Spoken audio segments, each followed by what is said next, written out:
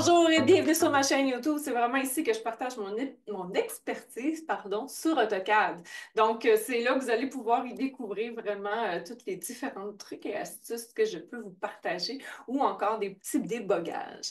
Sans plus attendre, je vous invite à aller visiter ma page web au stéphanie-cadessert.com. C'est vraiment là que vous allez pouvoir d'ailleurs vous inscrire à ma boîte à outils CAD qui vous offre encore plus de trucs et d'astuces directement dans votre boîte courriel. Ou sinon, allez tout simplement télécharger des outils qui sont soit à peu de frais ou du moins gratuits. Pour la plupart, je dirais 90% sont gratuits.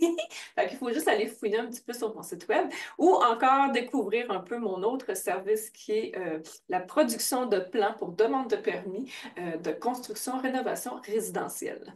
Donc, aujourd'hui, de quoi on va parler? C'est vraiment de Bon, au début, je voulais parler d'une commande, mais je me rends compte qu'il va y avoir plusieurs options dans cette capsule-là.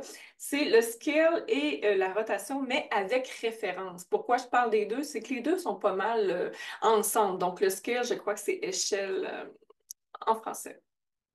Pourquoi le référence? C'est que le référence est à l'aide d'un point de référence pour le mettre justement à l'échelle. Donc, ça, c'est très intéressant. Ou encore la rotation, c'est en fonction d'une rotation pour le mettre sur ortho ou autre. Je vais vous montrer les deux options directement dans mon partage d'écran qui va se faire sous peu.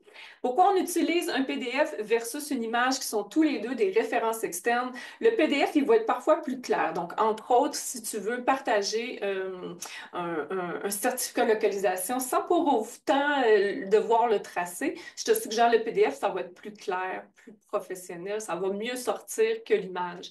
Par contre, si tu veux seulement le tracer, c'est mieux d'utiliser une image car elle va être moins lourde et c'est moins difficile de tracer dessus parce que tu peux changer le fade et tout ça, donc mieux voir tes traits.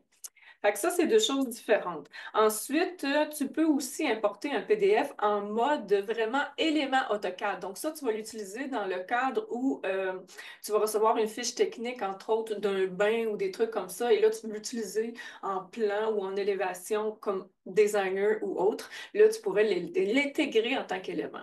Fais une petite recherche dans mes capsules parce que je l'ai déjà fait qui s'appelle Importation PDF.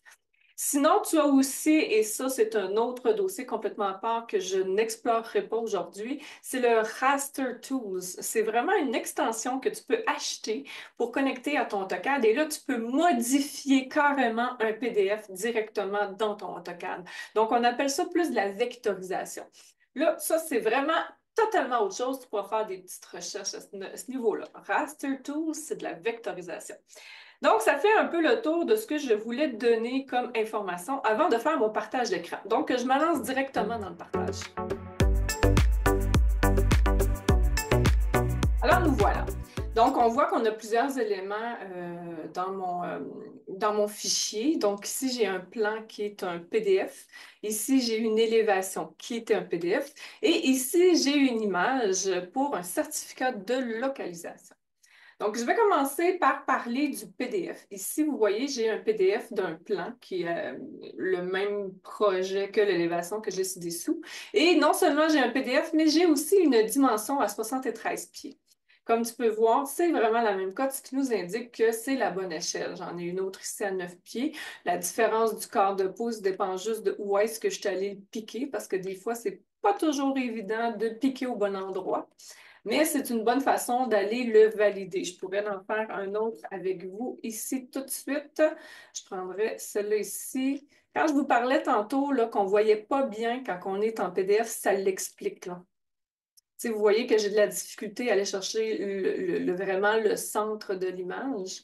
Donc là, tu vois, c'est 12 pieds 6, j'ai 12 pieds 7 pouces et 7 8. Fait que là, un huitième, on s'entend qu'on est quand même possiblement assez à l'échelle et c'est une bonne façon de valider que le PDF, on a bien fait le scale. Donc ici, j'ai un autre PDF. Je vais le copier juste ici pour vous montrer que je peux faire un remove ici. OK? Ça, c'est le plan PDF qu'il y avait à la base quand on l'intègre, le PDF. Je vais vous en intégrer un autre ensemble dans pas long. Mais tout ça pour vous montrer que je peux clipper un PDF. Donc ici, on a vraiment plusieurs élévations et ils ont mis la principale plus grande. Fait que oui, de faire un clip comme ça, et là, je vais faire un undo pour revenir à notre ancien clip. Fait que moi, je pourrais tout simplement ouvrir un peu plus grand puis aller chercher, entre autres, l'élévation qui est arrière, qu'on va proposer qu'elle est exactement de la même grandeur que l'autre. Donc, si je veux intégrer, c'est soit je pourrais recopier celle-là ou faire PDF au clavier, ce qui va nous ouvrir une boîte de dialogue pour aller chercher un nouveau PDF. Là, ici, on a les mêmes outils que lorsqu'on insère une image. Par contre, si votre PDF détient plusieurs pages, vous allez les avoir aussi, il ne va rester rien qu'à aller les sélectionner. Je ne vous suggère pas d'aller mettre un scale X déjà préétabli, mais généralement, à l'ouverture, une première ouverture de cette boîte de dialogue-là, ici, ce n'est pas coché, qui est le point d'insertion. S'il n'est pas coché, le PDF va s'intégrer directement au point 00 de votre AutoCAD. Donc, si vous voulez pouvoir le spécifier directement dans votre écran, c'est bien de le sélectionner. On fait OK là-dessus et on vient le déposer à l'espace où on veut.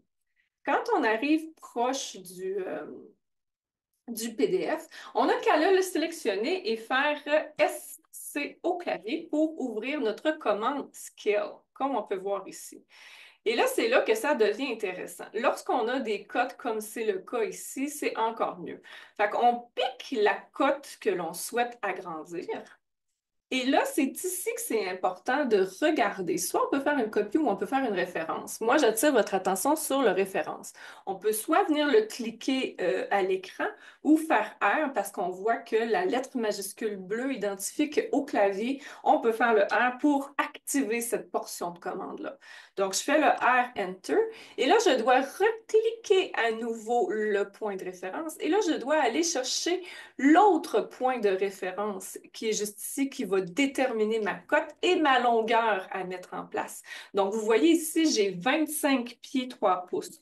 Donc, j'identifie à l'écran la mesure de référence que je vais obtenir, 25 pieds 3 pouces.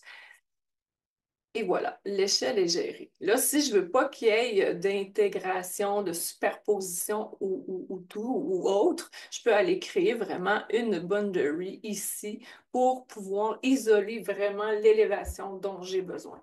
Et là, par la suite, on peut faire vraiment une demande de commande pour valider que nous sommes bien. Fait que je pourrais en prendre un autre.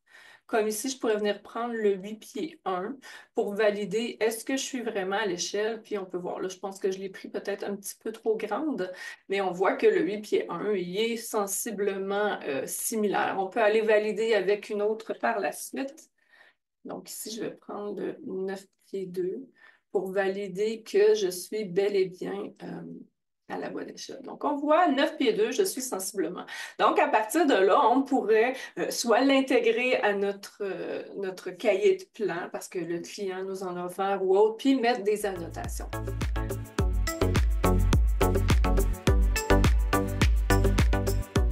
Ça, c'est pour ce qui est du scale. Pour ce qui est de la rotation, c'est le même principe. Vous voyez, ici, j'ai une image, puis j'aimerais que la rotation de mon image soit en lien pour faciliter la production, le traçage de ma maison. Je vais donc sélectionner l'image, faire R au clavier pour rotation. Et encore une fois, c'est le même principe. On clique le premier coin. Puis là, je sais pas, j'attire ton attention sur...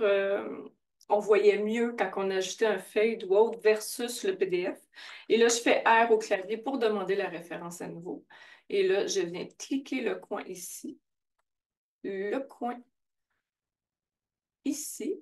Et là, je peux simplement mettre un F8 pour aller faire un plan ortho et cliquer le prochain point. Comme vous pouvez voir, on vient de la mettre dans une rotation désirée. Et par la suite, on peut gérer le scale pour pouvoir vraiment le mettre à l'échelle.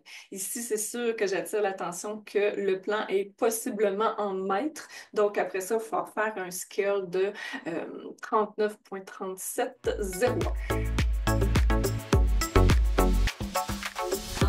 Alors voilà, ça fait le tour de mon petit truc et astuce du jour. Je crois que ça va aider plusieurs utilisateurs pour les références à l'avenir quand on intègre des références externes et d'utiliser les références pour mettre le tout à l'échelle. Ça vaut le coup de connaître cette petite astuce. Pardon.